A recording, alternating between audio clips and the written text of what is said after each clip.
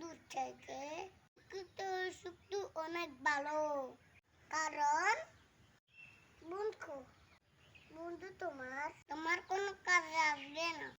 সে তোমাকে যে বুদ্ধি দিবে, ওই বুদ্ধিটা তোমার ঠিক কোনো কাজে আসবে না।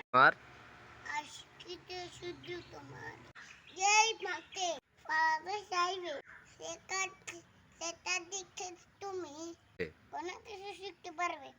তাই বন্ধুরা, জ্ঞান অর্জন করো।